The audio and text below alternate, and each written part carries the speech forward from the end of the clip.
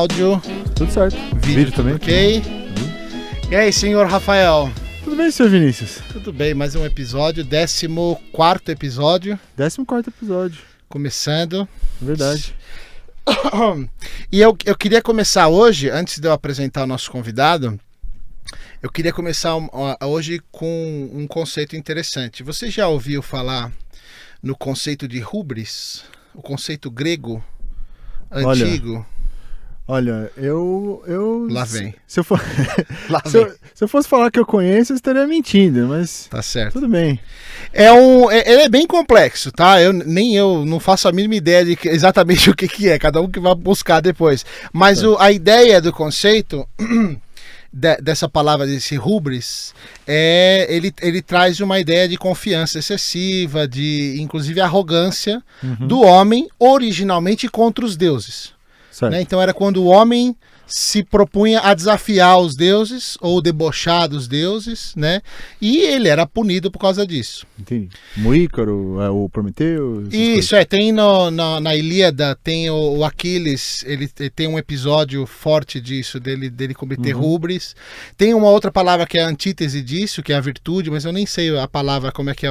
Mas enfim, isso aí já é outra história. Certo. O conceito desse hubris é interessante por causa justamente disso. É o homem se perdendo na humanidade e esquecendo de onde ele veio, a origem dele. Entendi. Né? E aí, por natureza, por ele estar perdido nisso, ele rejeita, ele debocha, né? Ele ridiculariza e ele destrói o que ele não conhece. Certo. O que ele não é capaz de absorver ou de entender, ele tende a repelir, a destruir, que inclusive a gente já comentou aqui antes sobre isso, né? Verdade, já apareceu algumas vezes. Então, e você vê isso na história da humanidade inteira. É só você pegar alguns casos da nossa querida igreja cristã, né? A Inquisição, né? Caça às bruxas, matar os pagãos, além de se apropriar dos rituais dele, matava. E inclusive tem o Dante Alighieri na Divina Comédia, ele faz uma referência a hubris, e que eu nem sei se é assim que se pronuncia, porque eu não sei se ela existe em português, mas ele inclusive ele faz uma coisa interessante que muitos estudiosos apontam na Divina Comédia, que ele ele redefine a escritura bíblica de acordo com a moral de Aristóteles. Então, ele mistura o que para a Bíblia seria uma heresia, né? Mas ele mistura uma cultura e uma religião pagã com a cristã. E o que isso significa em termos práticos, só que eu quero falar? É justamente o que a gente estava conversando antes. A ciência, ela pode ser... a ciência ela é muito boa, mas ela pode ser preguiçosa, pode ser pragmática e pular essa etapa da filosofia, que é da onde vêm essas ideias. As ideias da ciência não vêm do nada, elas não vêm de um cálculo matemático. As ideias vêm da filosofia, ela vem do pensamento humano, né? Você pega caras como Newton e o próprio Einstein, eles eram muito próximos da filosofia. É da onde eles tiraram as ideias dele, que viraram ciência, né? Mas a gente está tão envolvido nessa nossa hubris, a gente está tão absorto por isso, e a gente tende a se esquecer um pequeno detalhe. Né? A gente está tão envolvido na nossa humanidade que a gente tende a se esquecer que a gente está numa bola que está voando e girando num lugar infinito a 100 milhões de quilômetros por hora, um negócio assim, 100 mil quilômetros por hora. Certo. Voando em direção ao nada. E a gente nem faz ideia do que está acontecendo. E a gente se esquece disso, né? A gente acha que a gente já dominou todo o conhecimento, toda a sabedoria.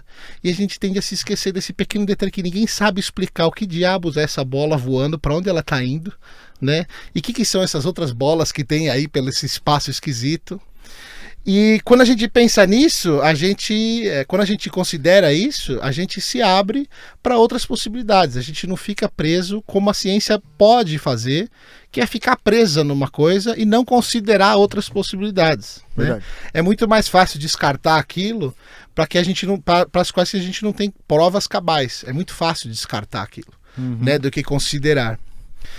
Então, assim, para começar, eu queria fazer essa pequena introdução, porque eu acho que isso é interessante, porque hoje aqui com a gente, está um cara que é incrível.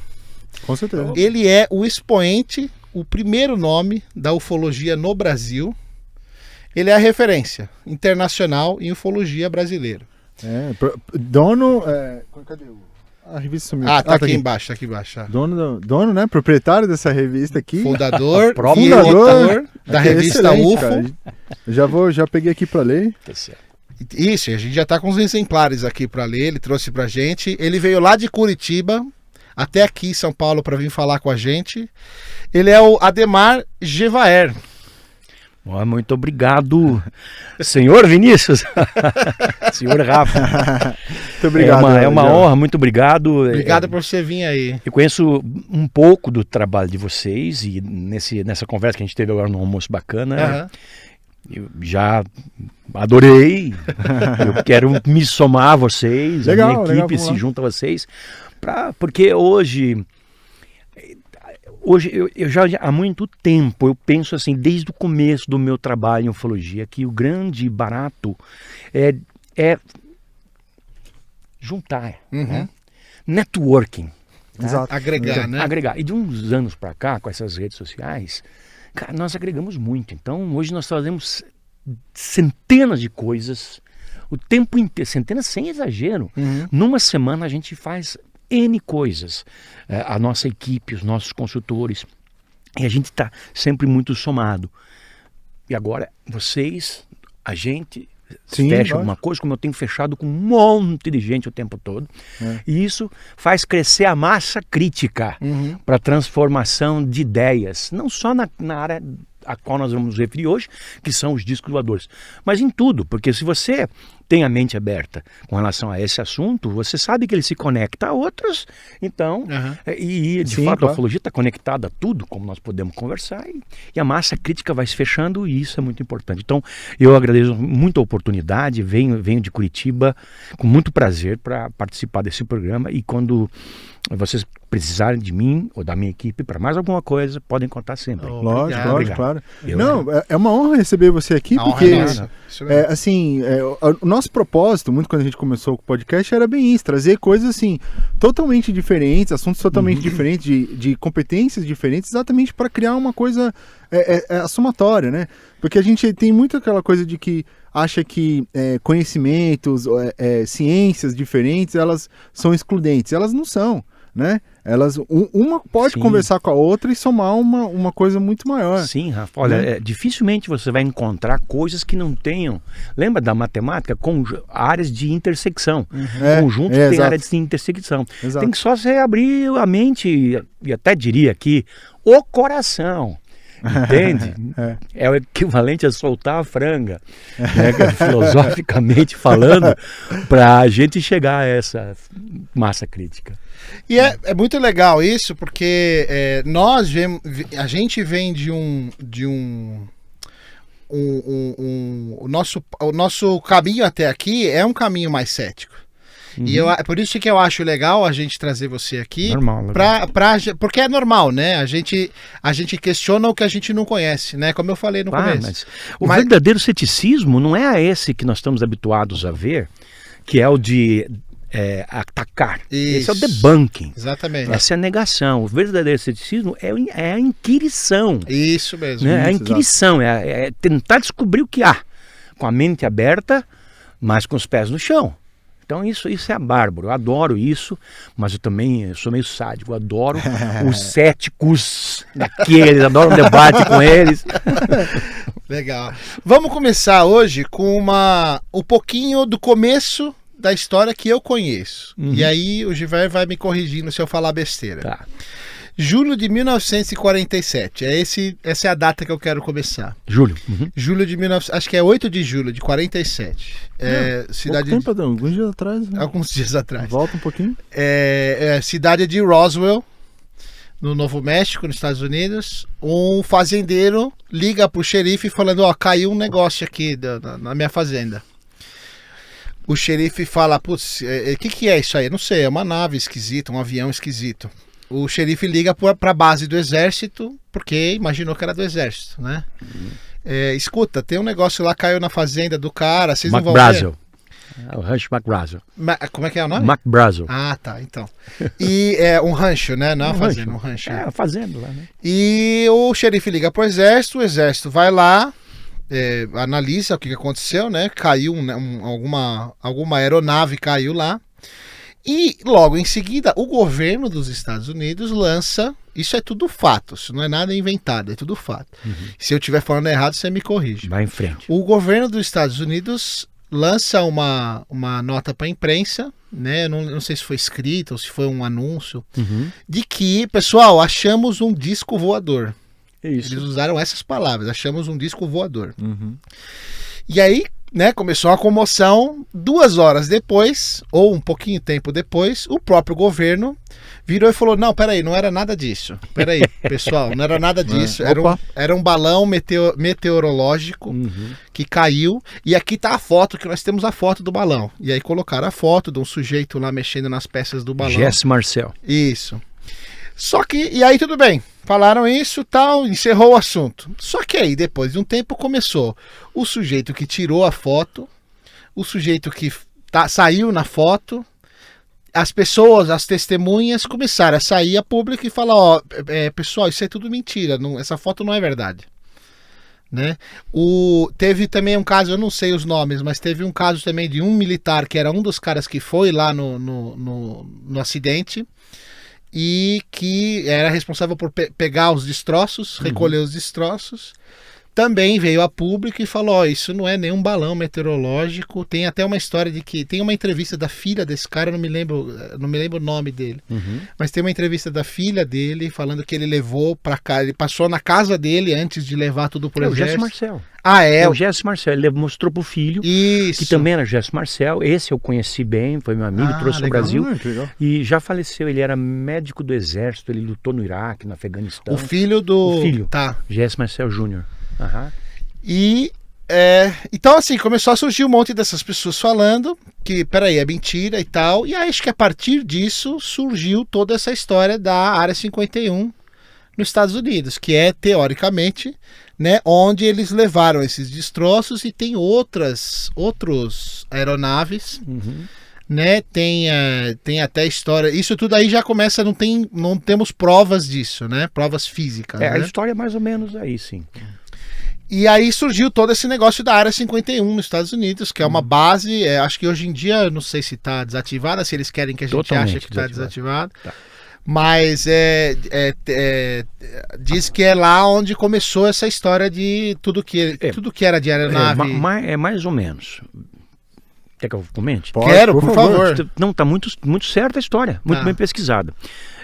A data, no entanto, é 2 de julho. Tá. Era realmente o exército. Naquela época, o exército e a aeronáutica eram uma coisa só. Havia a Força Aérea do Exército, depois que se separaram em 2 armas diferentes, né? E caiu um UFO lá. Toda a história que você contou está certa. Aí foi gente de Roswell que comentou com a equipe do jornal Roswell Daily News, que publicou a nota sem consultar Washington. Horas depois, como você falou, Washington recebe um cable, naquela ocasião, um telegrama, né? Não tinha internet em 1947, nem WhatsApp, hein? Aí o Washington falou, o que esse povo lá, aqueles caipira lá do Novo México, manda esses caras calar a boca. E mandou os releases falando que era tudo uma enganação. E aí, só que naquela época, os milicos não estavam preparados para... Embora se soubesse que os disparadores existiam desde a Segunda Guerra, aquilo era uma coisa muito raramente falada. Eles não estavam preparados para fazer um bom acobertamento. Então foi um acobertamento meio paraguaio, assim, né? Muito atrasado. Então logo tudo isso aí explodiu. A foto que foi feita de um balão do projeto Mogul, que era usado naquela época, e que aparece o Jesse Marcel. O filho do Jesse Marcel, o Jesse Marcel Jr., que, como eu falei, era meu amigo, ele falou, meu pai foi humilhado. Porque meu pai foi quem deu as declarações, né? E colocaram ele sentar assim no chão, tocando as peças e se desmentindo. Então o velhinho morreu com muita mágoa, muita tristeza. Tem um filme que registra isso, é o filme Roswell, né? Eu acho que as pessoas conseguem encontrar Roswell, né? no YouTube. Bem, agora, o que tudo isso tem além dessa história? Uhum. Primeiro, que as pessoas geralmente não sabem. Ninguém sabe isso. Aí agora só os teus milhares de ouvintes vão saber. E os caras que ouvem minhas palestras também. Por que caiu um disco voador em Roswell? Uhum. Podia ser, sei lá, em Botucatu, sei lá, né? Caiu em Roswell. Podia ser em Katmandu, mas caiu em Roswell. Sabe o que tinha de diferente em Roswell? Roswell, naquela unidade do exército, havia o primeiro depósito de armas nucleares do mundo. As bombas atômicas foram desenvolvidas anos antes, no começo dos anos 40. Isso, aquela região é que eles usavam para fazer teste Isso atômico, mesmo, né? Então teve o projeto Manhattan, que teve como líder o Oppenheimer, que era um alemão que foi mandado para lá, migrou para os Estados Unidos, entre aspas, foi arrastado para lá, né? Para comandar a produção da bomba atômica. A bomba atômica era bem tosca naquela época, mas as primeiras armas saíram dali de Roswell. O avião Enola Gay, que atravessou o mundo e foi bombardear, era super secreto, então não podiam mandar para um lugar para dali trocar o lugar de aeronave. Não, ele foi pousando até o Japão. Ele bombardeou Hiroshima e Nagasaki em 45, com o Little Boy, se não me engano, o nome da bomba atômica primeira. Entende? Saiu de Roswell. Olha só, para complementar, discos voadores já são vistos pela humanidade desde que a humanidade existe. Então nós estamos falando aí de algumas dezenas de milhares de anos. E mais bem antes disso, nós temos uma coisa chamada UFO-arqueologia, e a UFO-arqueologia comprova, através de evidências encontradas em todos os lugares, que seres mais avançados passaram pela Terra. Por exemplo, uma bota de pé calçado que pisou um trilobita, um bichinho que desapareceu há 60 milhões de anos. Está impresso num deserto, Antelope Springs, nos Estados Unidos. Como? Quer dizer, alguém com pé calçado pisou lá 65 milhões e esmagou esse bicho. E ao longo de toda essa história, os homens das cavernas, eles relatavam a vida diária deles, o que eles viam. Ele viu um cometa passar, ia lá e desenhava na parede da caverna. Ele via um astro, ele ia desenhar. Ele dava uma paulada na cabeça do bicho lá, matava, arrastava para dentro. Então ele desenhava ele próprio, dando uma paulada na cabeça lá do Gnu, sei lá, e pintando. E quando ele via disco voador, o que ele fazia? O disco voador ficava parado na frente dele, reluzente, como fica até hoje. Ele desenhava. Então você tem pinturas dessas, assim, com milhões de anos em toda a história da humanidade. Então, desde sempre. Agora, a partir de 1945, a partir dos primeiros testes atômicos, que foram todos feitos nos desertos do sul dos Estados Unidos, os discos voadores fizeram isso aqui, ó. Vum! Por quê? Porque nós estamos mexendo com uma coisa muito séria. Muito perigosa. Muito perigosa. A energia atômica, que naquela época era a base de fissão nuclear. Elementos pesados, como o urânio e depois o plutônio, quando você acumula eles uma certa quantidade, parece que... Eu fui professor de química, mas já não me lembro mais. Parece que a partir de 2,4 quilos de urânio, se você tiver essa quantidade desse metal junta, ela atinge uma massa crítica e os núcleos atômicos se desfazem em núcleos menores e gera aquela energia toda. Tá, isso em questão de uma década já não valia mais nada, porque agora as bombas termonucleares, elas são a base de fissão nuclear. Então são átomos pequenos que são juntados para formar átomos maiores, liberando uma quantidade imensamente maior. Então as bombas termonucleares, elas produzem a energia que movimenta o universo. Todas as estrelas são explosões contínuas termonucleares. Então, quando nós brincamos com isso, nós estamos brincando com a energia que cria e descria, e destrói universos. Então, esses seres, pimba, baixaram ali. E onde tem mais acontecimento ufológico, é a mesma coisa. Por exemplo, aqui em São Paulo, em qualquer cidade, onde há a maior propensão a haver um acidente entre carros? Onde tem mais carro. Onde tem mais carro. Né? Proporcionalmente. Onde vai acontecer queda de disco voador? Onde tem mais disco voador. Né? E eles estavam lá e um deles caiu e depois outro caiu alguns dias depois. E isso. Agora, para completar sem me estender, porque eu sei que você tem mais perguntas, duas coisas têm que ser conectadas aí. Primeiro, que foi também o caso Roswell que levou ao processo de acobertamento ufológico. Então, o governo americano teve acesso à tecnologia das naves e a partir daí, sabendo que aquilo não era terrestre, a preocupação era, quem mais no mundo pode ter isso? Os russos? Quem tiver domina o mundo. Entende? Então começou a se tratar isso com alto sigilo. E a partir daí começou o primeiro processo de acobertamento ufológico que perdura até hoje nos Estados Unidos. E vira e mexe, sai alguém do exército tentando falar, né? Tentando... Nossa, vira e mexe. Aconteceu que nem a gente estava falando em 2017, o Lou Elizondo, né? Lou Elizondo. Que revelou que ele era parte de de um organismo de pesquisa do lá. E ele foi a público, um jornal falar que, né, ele era parte de um organismo lá do exército que foi criado para investigar isso, né? Olha, para fechar caso Roswell, uma outra informação muito interessante que surgiu de uns anos para cá. É muito mais do que a gente está pensando. É muita gente que trabalha nesses projetos. Esses caras se aposentam, ficam velhinhos, tem problema, Alzheimer, câncer, não sei o quê.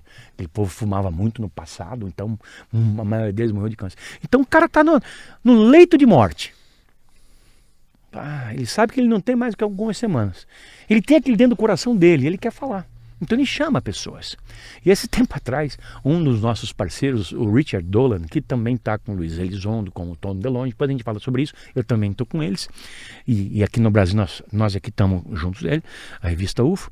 E esse velhinho, ele falou o seguinte, que ele foi contratado, porque ele era engenheiro, não me lembro de que especialidade agora, para trabalhar na nave de Roswell. A nave, quando aconteceu, ela foi levada primeiro para a base Ed Wright-Patterson, em Dayton, no Ohio, e aí quando a Área 51 foi construída alguns anos depois, foi levado para lá.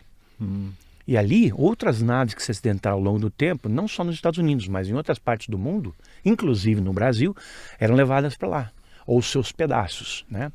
Um dos caras que trabalhou ali é o Bob Lazar, sobre quem nós podemos falar mais tarde. Sim, eu queria falar sobre ele porque ele é um caso muito interessante também, né? A história dele... Fascinante. Que já tem acho que uns 30 anos, né? Desde que isso... Eu acho que foi nos anos 80, né? Que ele... dos 80 para os 90 e agora ele voltou com toda a força.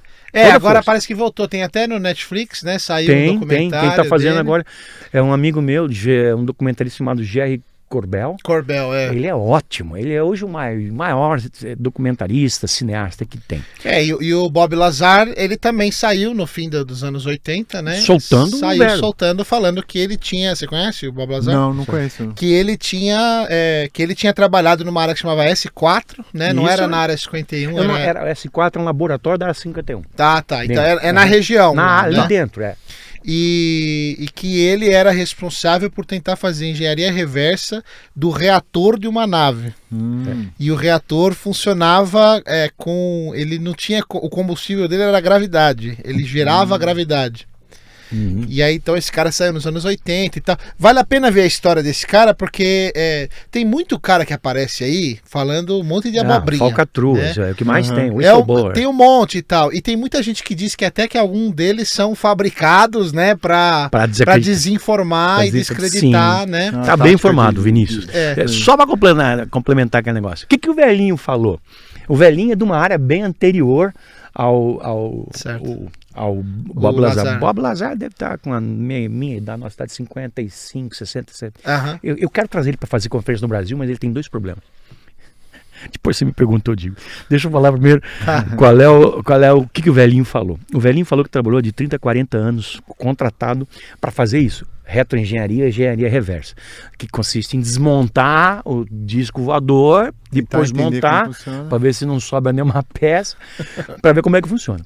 Só que ele falou, nós trabalhamos aquelas décadas todas e nós não descobrimos como funciona o motor. E para ser bem honesto, nós não descobrimos nem se tem motor. 40 anos, e até hoje capaz não, porque a tecnologia desses caras, desses visitantes, é tão adiante, que quem entra numa nave fala, eu passava, a parede abria, quando ela se fechava, não ficava um friso.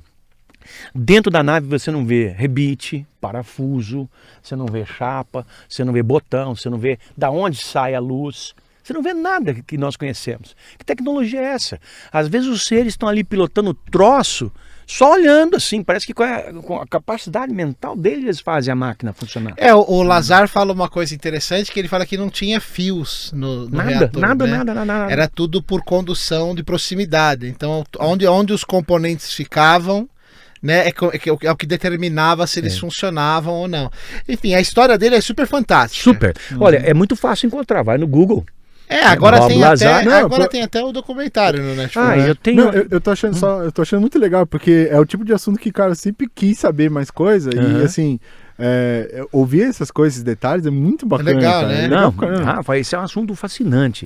E você pode falar em qualquer ambiente. Eu já fiz debates com evangélicos, até inclusive em rádios evangélicas. No começo eles vão batendo duro.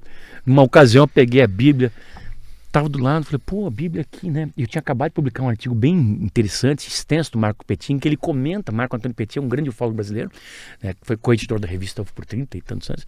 E o Marco comenta hoje uma coisa que é conhecida de todo mundo, graças a ele. De fogo, né? Todas as coisas do Velho Testamento. Eu estava com aquilo bem afiado na minha cabeça. Aí, enquanto eles falavam, os pastores aí, eu falei, vocês me permitem pegar aqui? Eles nem viram, porque quando eles viram que eu peguei a Bíblia, eles ficaram meio assim, né? O que esse cara vai fazer?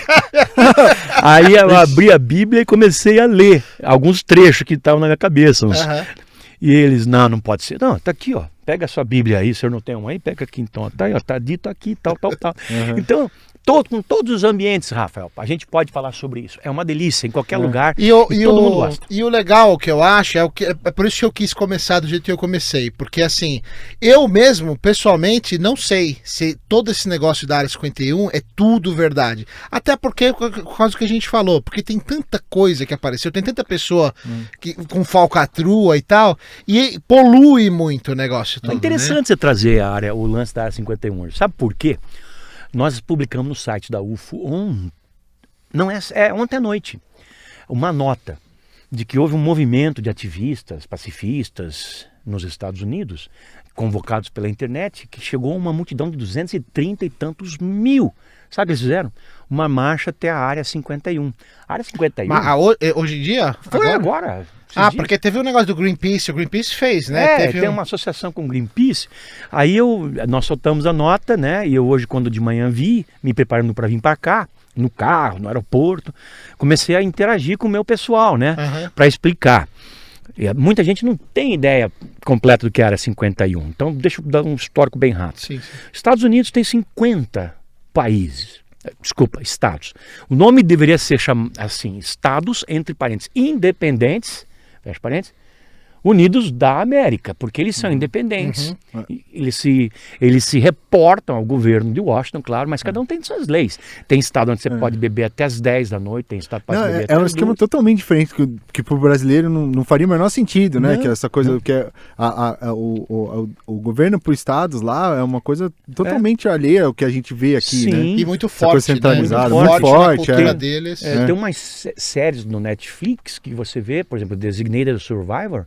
O presidente é impedido de entrar no estado de Ohio, ou impedido de sair, alguma coisa assim, porque lá os estados, quando eles decretam uma situação de estado de sítio, calamidade, eles têm direito de tudo.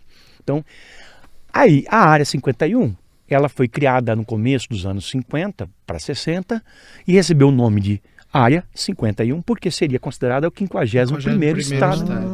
E ali governado por militares, entende? Então ali, o presidente americano, você sabe bem, você morou lá, o presidente dos Estados Unidos é um funcionário público.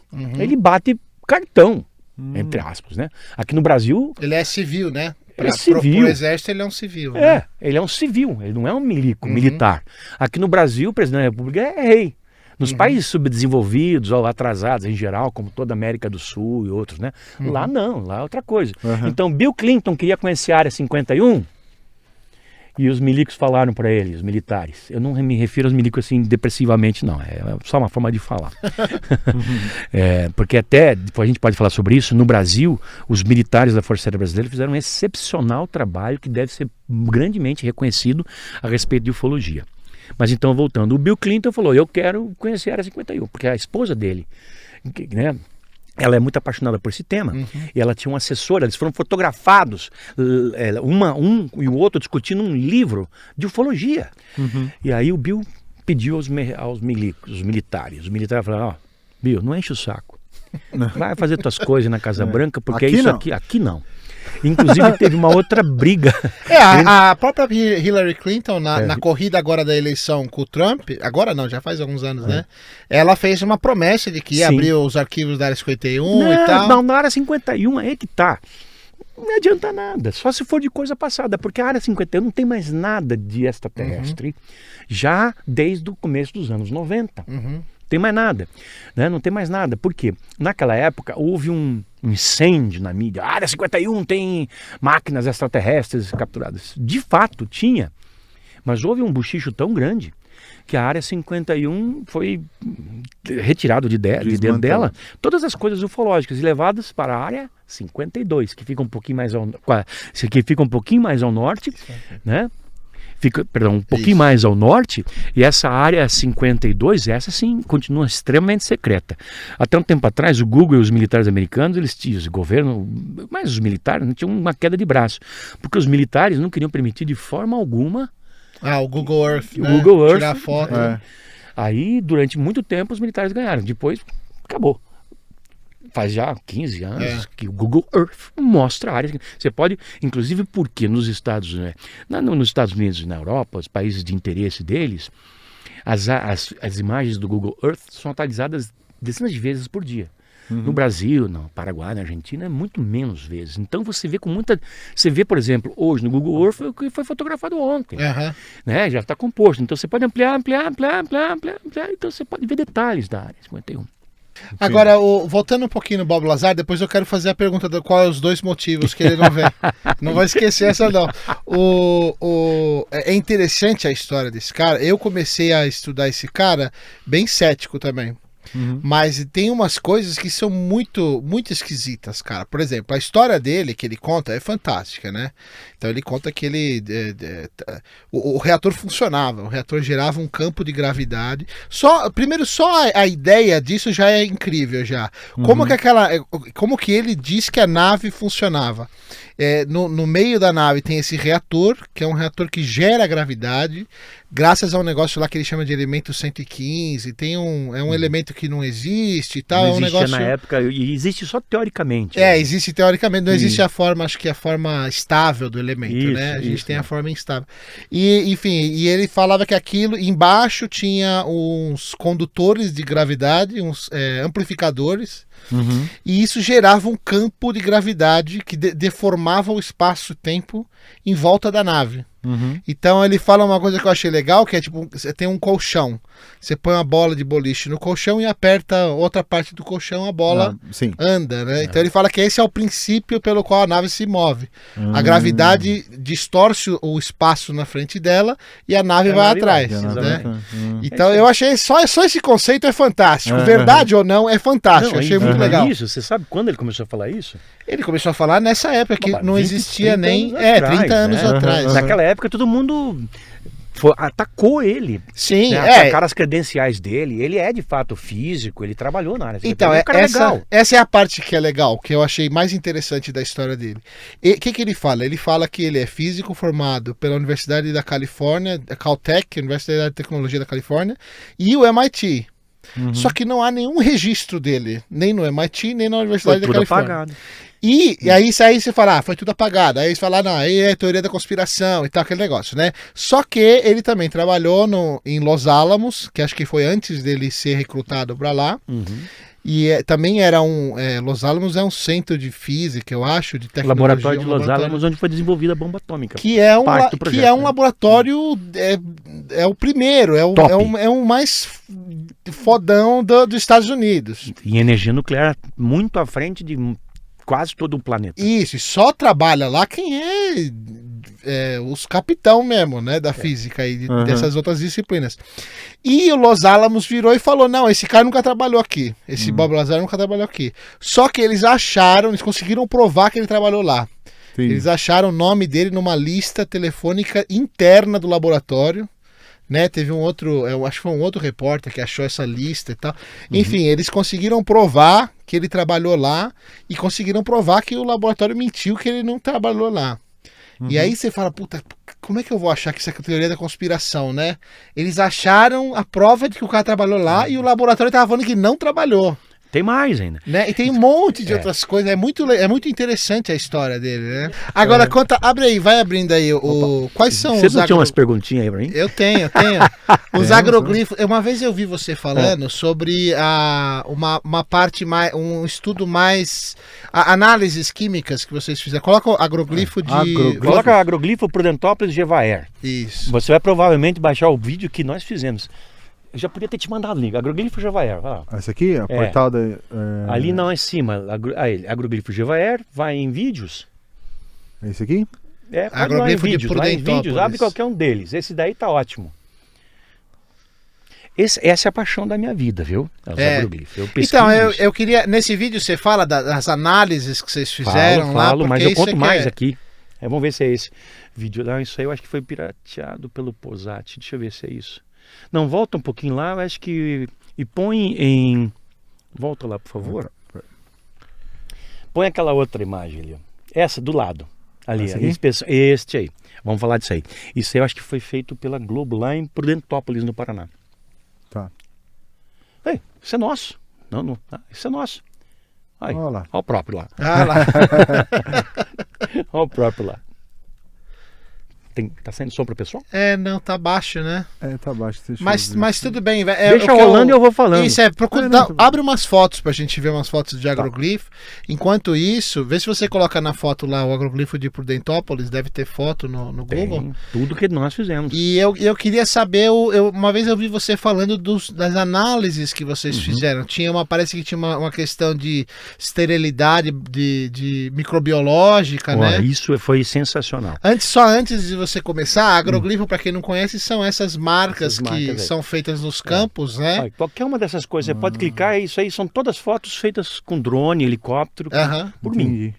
Ele não tá amassado, né? Não tá quebrado. As plantas, elas são dobradas, super alinhadas, como se elas tivessem sido penteadas. Elas não são partidas, elas são dobradas. Se você tentar desdobrar, que você parte e mata a planta. Certo. Ela continua viva, continua crescendo, você pode comer, colher. Né? E aí foi em Prudentópolis que no ano seguinte surgiu outro agroglifo. Põe de novo lá na busca que eu te digo qual. Aí a gente vai ter um vídeo que eu fiz de drone lá. Mais pra... Aí, esse vídeo aqui? Aí, ó, no centro. Esse aí, tá? Esse aí. Se você depois refinar a tua busca, colocar revista UFO, Jevaer, drone, agroglifo, coisa assim, vai aparecer. Tá. Aí o que aconteceu? Esse caso aconteceu em outubro do ano passado. Nós recebemos a informação.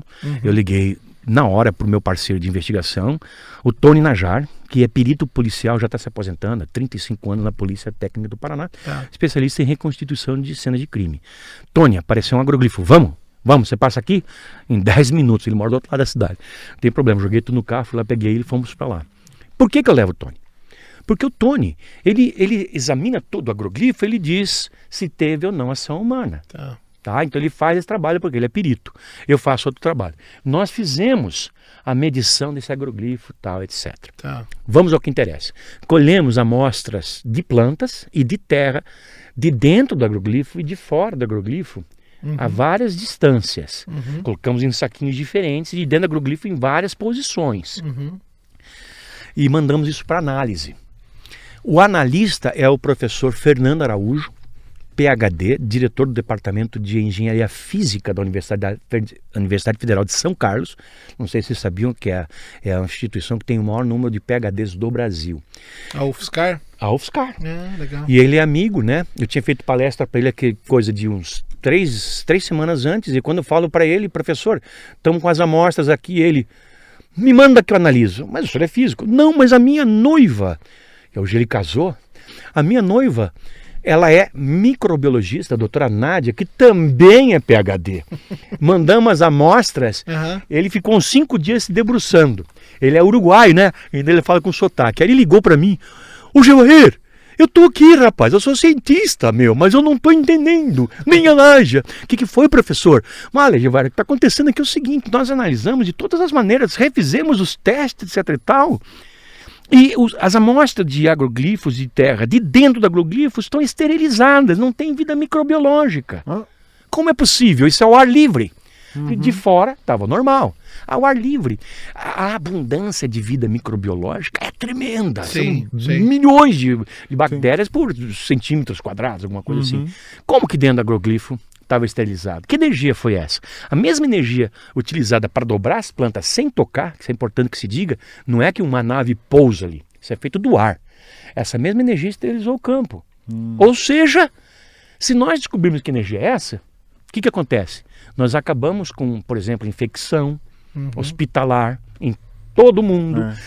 Você sabe que hoje de 25 a 30, às vezes 35%, dependendo do local, das comidas, dos grãos colhidos apodrecem.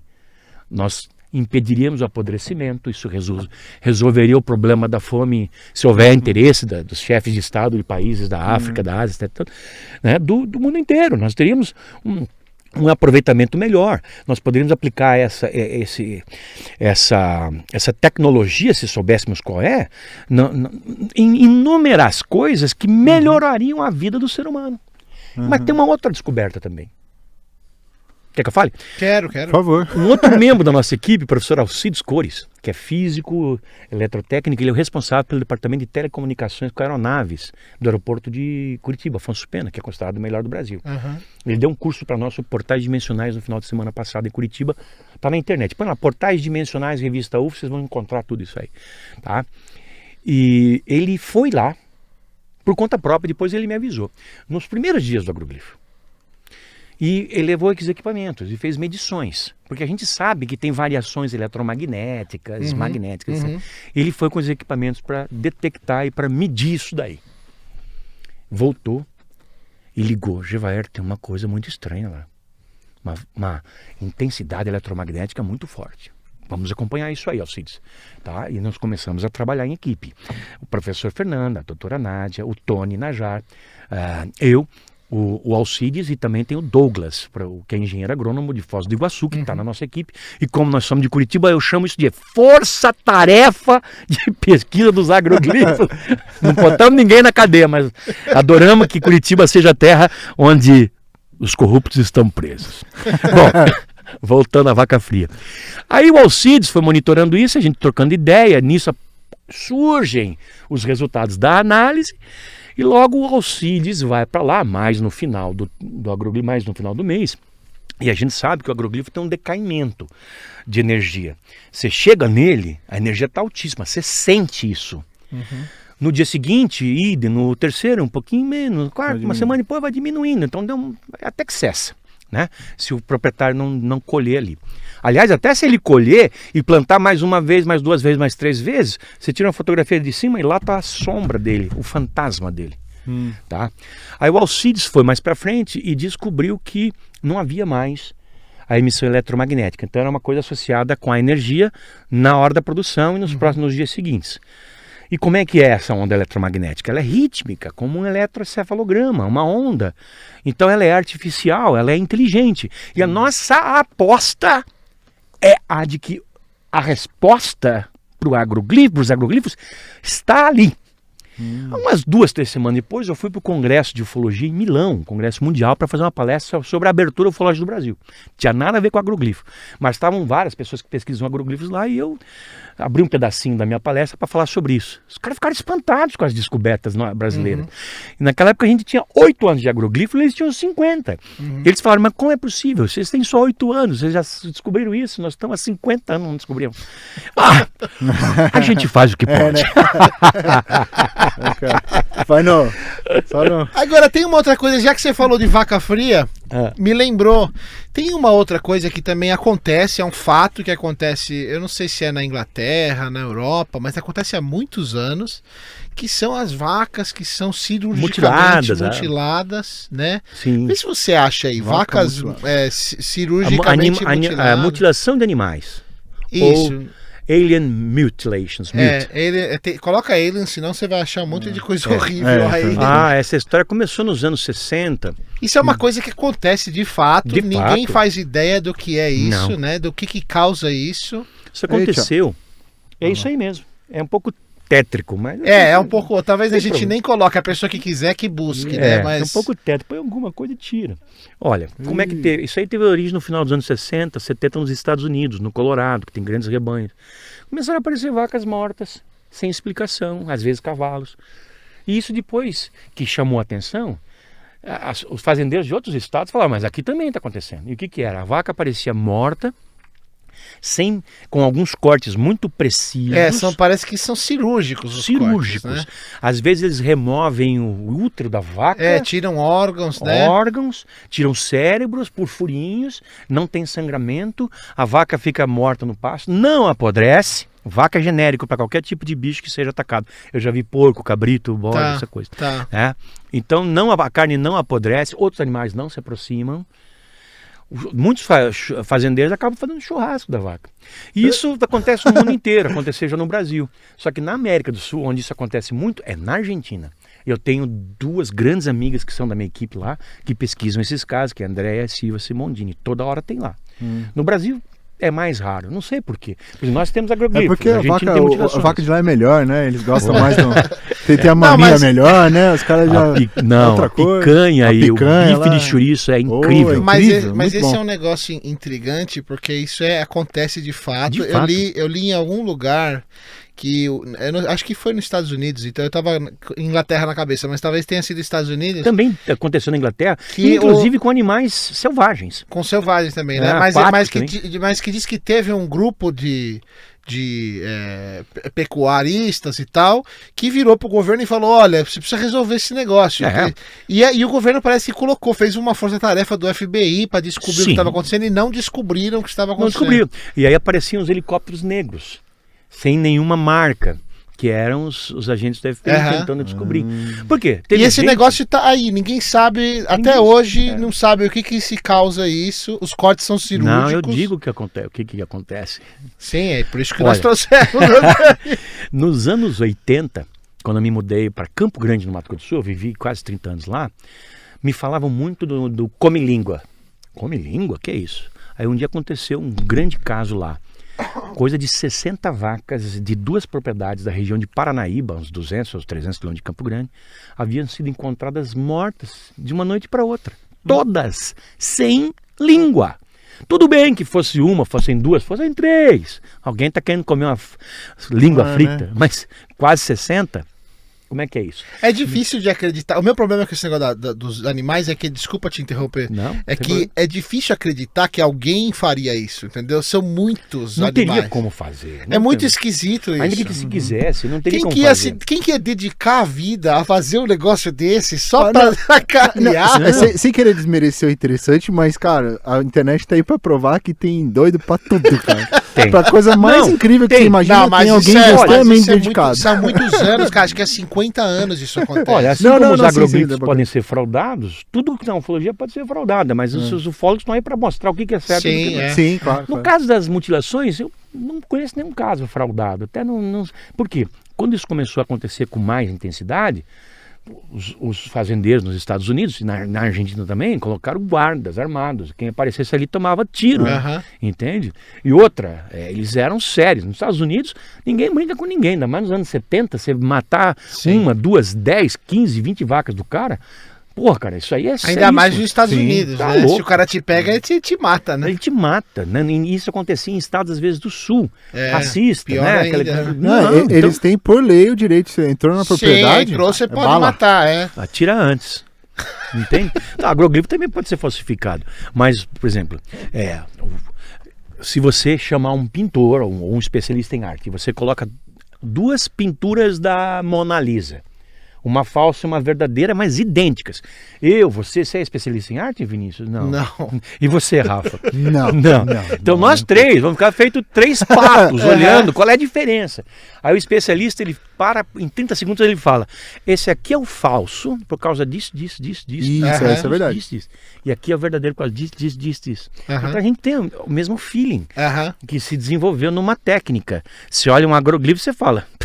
Qual é, pô? Esse aqui é totalmente furado. Mas só olha outros agroglifos, que é totalmente quente. No Brasil, eu tenho a alegria de dizer que só houve uma tentativa de falsificar um agroglifo no mesmo ano em que eles surgiram pela primeira vez, no campus da Universidade do Oeste de Santa Catarina, por estudantes. Foram encontradas as peças que foram utilizadas, os caras foram descobertos, eram uns paus com umas garrafas PET com cimento que eles enfiavam para poder amassar. Um treco totalmente feio. Procura nos arquivos da UFO, entra no site da UFO, colocar agroglifo. Vai aparecer centenas de matérias que eu escrevi, que meus colegas escreveram, com toda a história dos agroglifos no Brasil. Na Europa, eles são mais sofisticados, eles são circle makers. Mas acontece um fato na Europa. O inglês... Bom, o fenômeno já tem 50 anos. Então, as gerações que nasceram de lá para cá, nasceram com esse fenômeno, convivendo com esse fenômeno. Eles não estão mais nem aí. O governo britânico, o governo inglês, matou os agroglifos lá. Eu estou lá pesquisando, eu entro no agroglifo, estou medindo. Aparece alguém e fala, o que você está fazendo? Medindo. Por quê? Porque eu estou fazendo uma investigação. Investigação? Por quê? Porque isso aqui. Eles não fazem ideia. Eles entram no agroglifo para fazer piquenique, para deitar, dormir, meditar, transar. Eu já filmei com um drone e gente transando dentro do agroglifo. Tá esterilizado, pelo menos, né? Boa. Mas eles não têm ideia, e não tem mais pesquisadores lá. Pra você ter ideia, o maior pesquisador de agroglifo na Inglaterra hoje é brasileiro. É o meu amigo, membro, consultor da revista UFO, o Newton Rampasso, que mora em Wiltshire. Ali, os agroglifos pipocam ao redor da casa dele. E ele está o tempo inteiro indo nos agroglifos e mandando material. E quando a gente vai para a Inglaterra, é ele que nos leva aos locais. Então agora eu levei um grupo. Eu tenho umas atividades de viagem. Eu viajo com grupos por várias regiões do Brasil e do mundo, explicando como é que a gente pesquisa ufologia, né? Então agora nós temos uma próxima viagem para a Amazônia. O site é viagecomgvr.com.br. E na Inglaterra, eu levei agora um grupo de 10 pessoas e eu e o Newton principalmente à frente. Nós fomos mostrar para eles como é que são os agroglifos, para as pessoas, e como é que se pesquisa, se documenta. É uma delícia, essa pesquisa é uma delícia. E a outra coisa interessante que você falou, se já está há tanto tempo acontecendo, os caras de lá nem têm mais interesse em saber o que é um agroglifo, mas continua acontecendo. Então quem é que está fazendo? Cada vez para sacanear, entendeu? Ninguém mais está nem aí, lá. Teve um ápice nos anos 90, agora está diminuindo. Cada ano é um pouquinho menos. O ano passado houve uns 60 casos, esse ano até agora uns 15 ou 20, vai chegar talvez uns 40 ou 50. Não tão mais concentrados como antes na Inglaterra, eles estão espalhados mais pela Europa.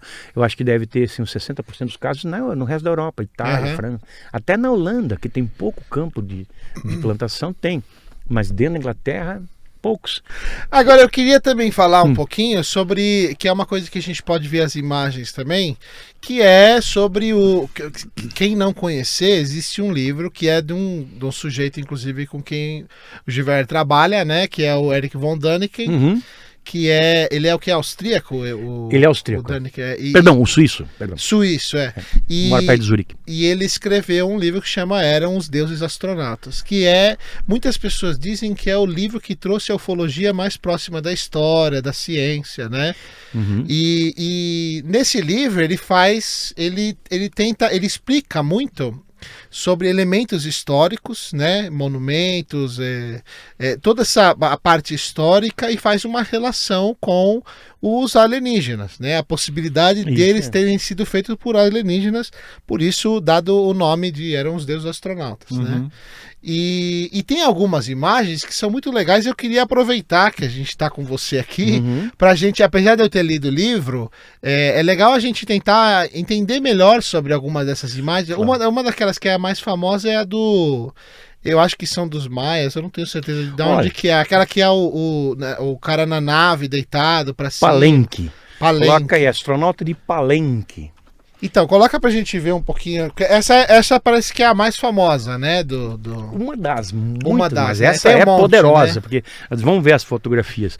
O Eric é muito amigo meu. No ano passado eu trouxe ele para o Brasil, a gente ficou 8 dias juntos, nós rodamos Brasília, São Paulo e Curitiba para fazer palestra no UFO Summit, que esse ano vai acontecer em 6 capitais, ufosummit.com.br, e vai ser um evento muito bom, muito grande. E no ano passado veio o George Tsoukalos também, que é uma espécie de aprendiz dele, que hoje é uma celebridade. O George Tsoukalos, que é do Alienígenas do passado, foi secretário do Däniken. Né? Tá. E hoje ele tem o seu próprio programa. Essa imagem aí, olha. Rola o negócio pra cima. Olha lá. Vocês vão ver um astronauta ali. Olha lá, aquele cara, aquele Maia. Né? Queria tentar dar um zoom aí. Não dá pra dar um zoom nisso dá um aí? Zoom.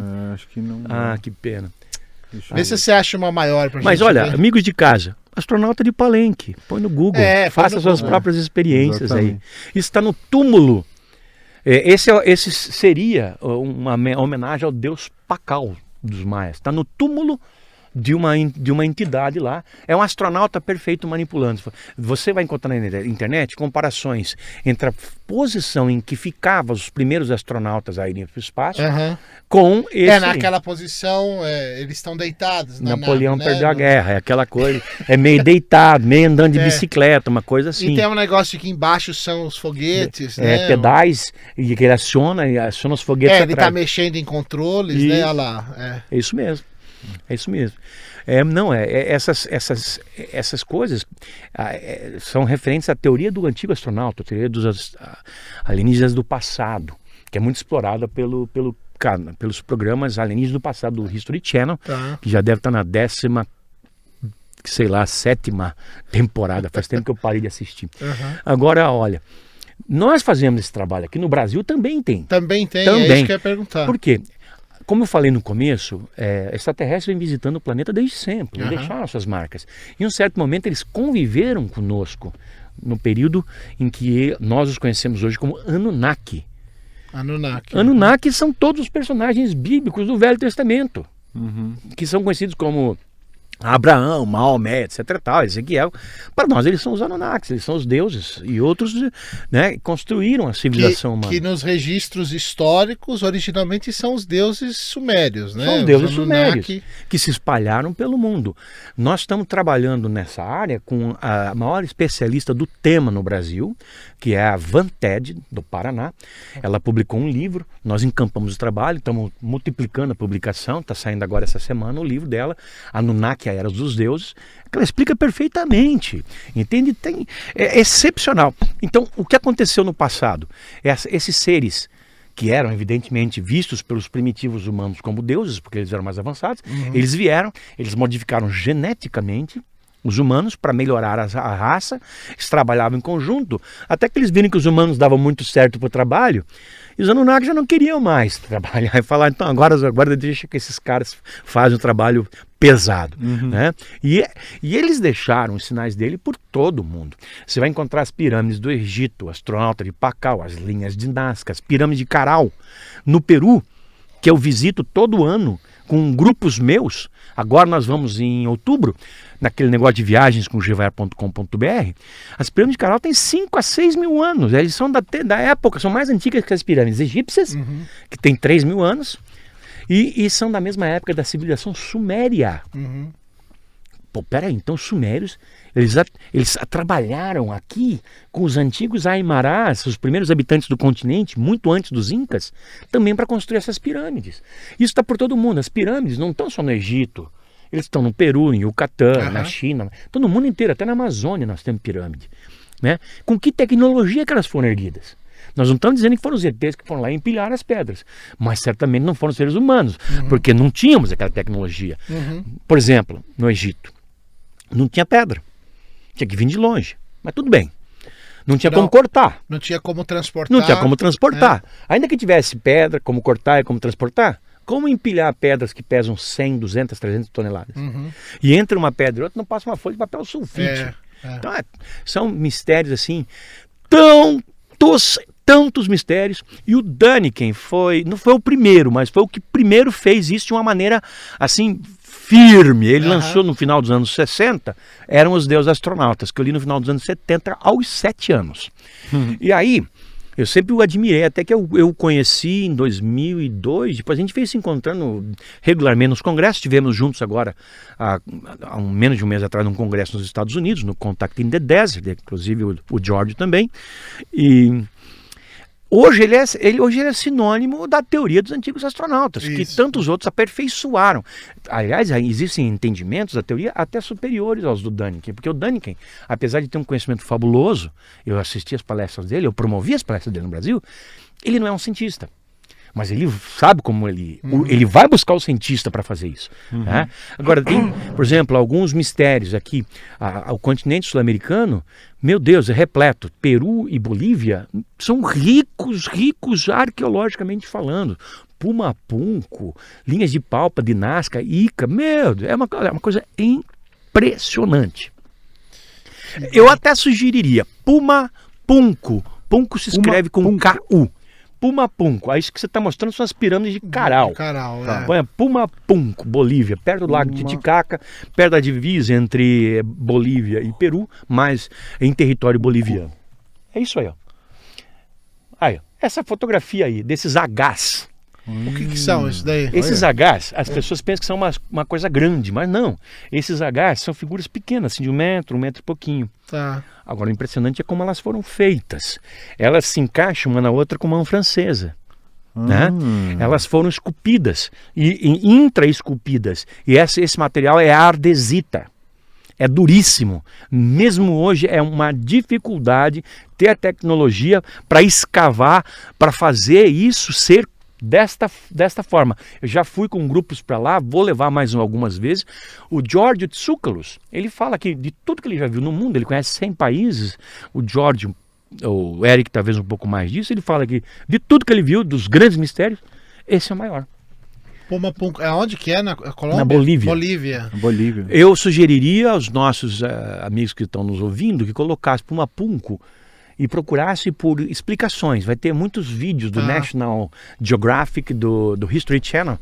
Vocês vão se impressionar com o que vocês vão ver.